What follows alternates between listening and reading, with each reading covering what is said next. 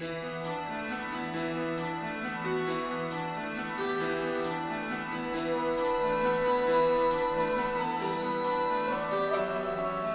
on this video, I'm going to show you the reasons why I got a Passport and the reasons why I got rid of my Ridgeline.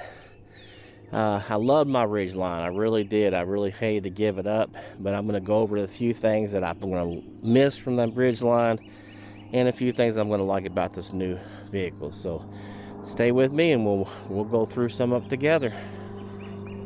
One of the main reasons I got my Ridgeline back in 2019, actually it was the beginning of 2020 when I got that, 5 years ago, was to pull my, at the time I had an A-liner, but I was thinking I was going to get a bigger camper, and I've pulled this GeoPro for 5 years now, no problems at all.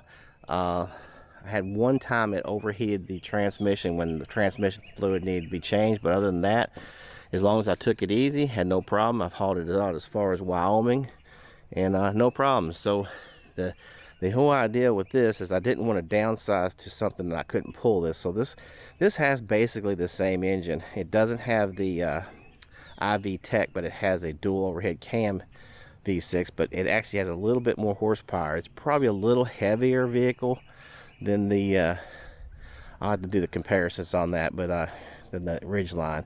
But basically I checked, and the trailer hitch is only about a ½ inch difference. Actually this one is a little bit lower.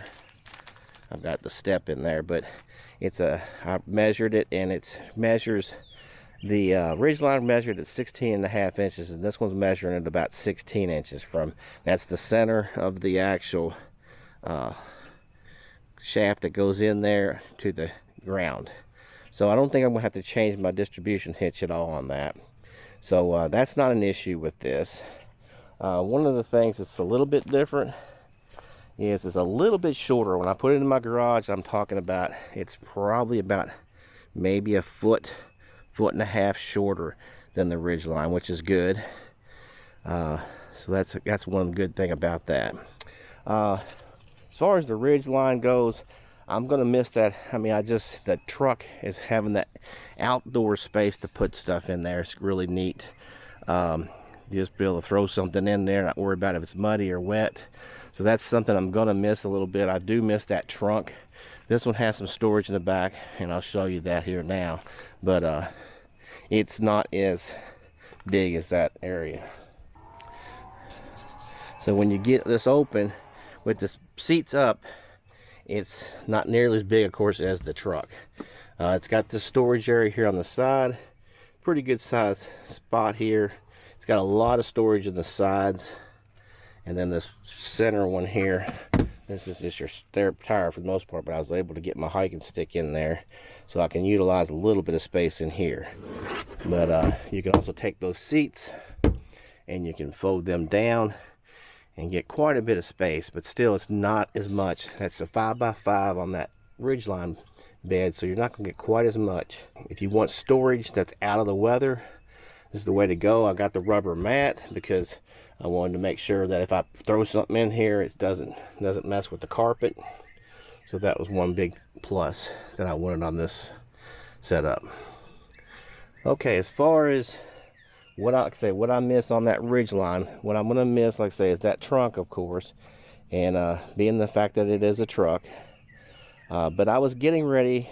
People might ask why I'm doing this, and the reason why I moved up and changed vehicles is I was going to upgrade my Ridgeline anyway. I was going to go to a Trailsport version.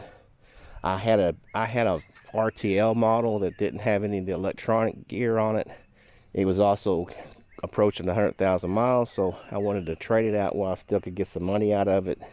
And I was going to get the Ridgeline. Like I said, I had looked at the blue Trailsport and I really liked them, but then this one popped up, and when I said, I was like, this is the perfect vehicle for me. And the reason I like this so much is, if you're familiar with Honda's story over the years, they had a Passport years ago that was actually a Isuzu Rodeo, and that was their first SUV. But then they went to the CRV and the pilots, and originally they were squared off like this, which I really like the squared off look. And then they all kind of smoothed the edges out and made it more of a family car, and I didn't like the direction they were going with those vehicles. So this is what I love it, because they went back to their roots. So really like the aggressive look of this for off-road. I'm not going to do much off-road with it, but it just has that good look to its stance. So I'll go over a few things here with it. One of the things I really was impressed is, it's hard to tell, but these tires are huge. Here's my, if I stand here beside it here, it's almost as high as my waist. Of course, I'm only 5'6", but it's a very large tire. And that's something you don't see. If you just look on the brochures, it just looks like a normal tire, maybe a little bit bigger. But those are, yeah, they're 275s. And they're a large size tire. It really brings it up. Supposedly you have, I think, 8.5 inch ground clearance. There's a skid plate that runs down the bottom, and then they have these recovery hooks on the front. But the bottom is actually protected from, most components are protected pretty well.